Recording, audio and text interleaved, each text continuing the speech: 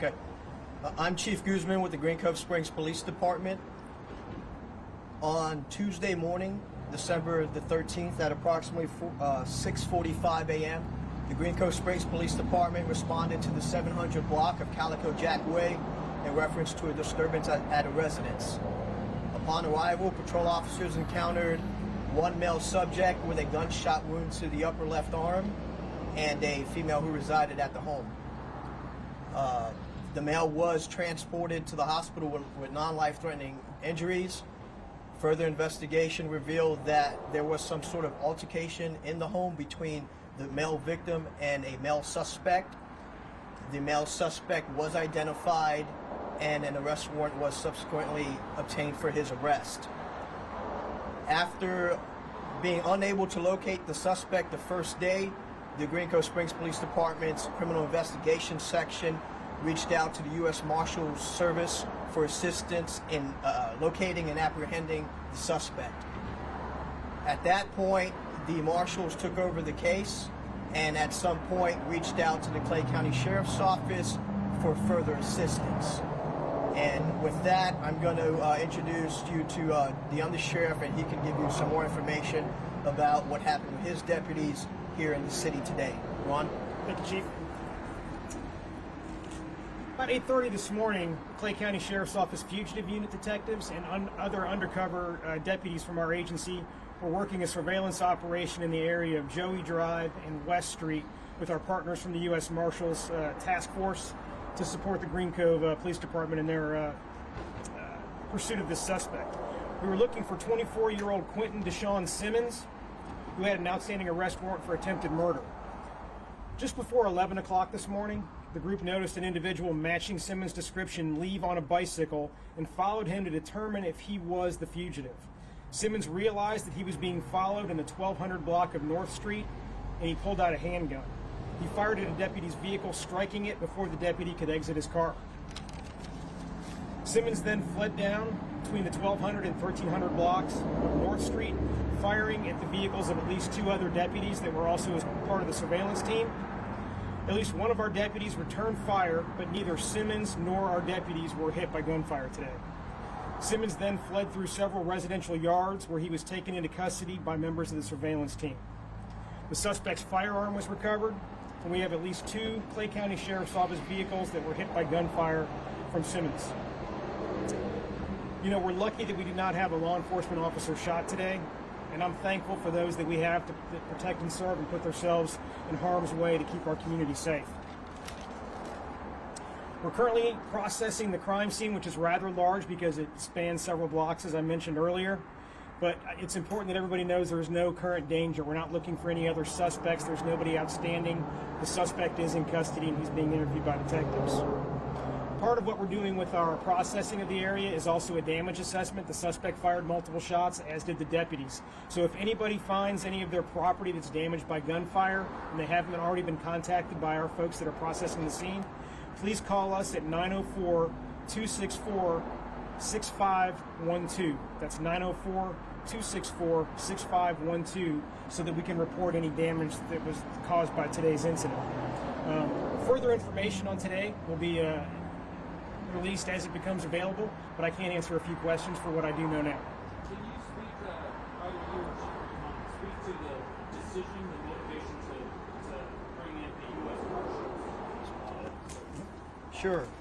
The U.S. Marshals are known for their abilities to locate and apprehend suspects. We have used them in the past. The Sheriff's Office has a deputy assigned to their task force, so we have good relations with them, and they're the ones to call when you need to find a bad guy. It's always a difficult decision whenever officers have to fire rounds in an area where there's property. Can you talk about the difficulty that goes into that decision and what was the assessment of that? Sure. So, backdrop is always an important assessment, but you've got an individual, in today's case, he never even gave the deputies an opportunity to take him into custody peacefully. Before they could even verbally engage him, he pulled out a firearm and started shooting. So when you have somebody who's actively shooting in an area where there's residents, they have to do what they have to do to try to stop him as quickly as possible to reduce the possibility, hope I didn't damage somebody's microphone, to reduce the possibility of potentially having harm done to somebody there in the community. And the officers who were involved, particularly weapons. How are they being briefed, both psychologically and professionally?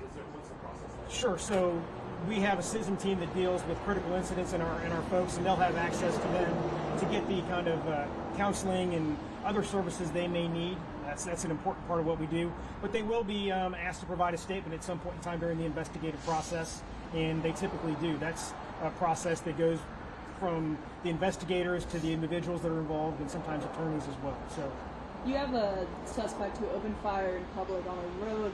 For someone who's not familiar with this area, what does that area look like? Is there a lot of cars, homes? Like, are we lucky that we didn't see more collateral damage? It's a residential street, so absolutely we're lucky that there wasn't more damage. Probably a policeman's biggest fear is getting into a shootout with someone in an area like this, where there's so many uncontrolled variables. Luckily, the time of day that it was, we were fortunate there weren't a lot of people out at that point in time, and the issue was resolved very quickly, but that is always a major concern. Let's say that scenario was different. For your average person who may experience something like this, a rare event where there's gunfire exchange, what should the average citizen do and think initially in that scenario? What should be like the... Exit the area immediately. Get as far away from the situation as you can, and that's whether it's a law enforcement situation or they're in a building where an active shooter situation takes place. The first option is always get as far away from danger as you possibly can. Can you expound a little bit more on how kind of lucky it was that none of the officers were hurt? Like, obviously, as leaders of a department, that's always, I'm assuming that's always something that's on your mind, and it's always, I'm assuming, a huge cycle. That burden weighs heavy because we send people into harm's way every day, and these guys knew what they were doing today. They were after someone who had already shot someone, already shown a careless disregard for those around them, and they put themselves in harm's way. It's always a concern. We're lucky today because we're talking about an individual who was on a bicycle, which just elevates you, and individuals in a car that were trying to follow that individual. So he had a vantage point where he was able to turn around and take a shot before they could do anything to defend themselves. And unfortunately, everybody that gets into this line of work knows they may be faced with that at some point in time. You said it was quick from first point of contact with those deputies with that suspect to the end of this entire ordeal. What was that time span? I don't have a complete timeline on that, so I don't want to misspeak, but we're talking minutes or less. It wasn't, a long drawn-out time period. It all went down very fast.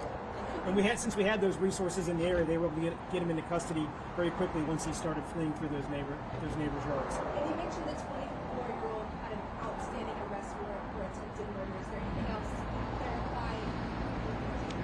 No, that was the case that Chief Guzman spoke about. So it was a warrant for attempted murder.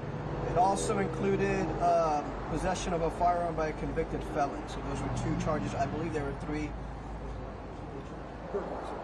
Armed burglary was the 3rd charge. And just to add to that, we have our robbery homicide unit conducting today's investigation, and there will be additional charges pending for what happened today as well. All right, thank you. Thank you.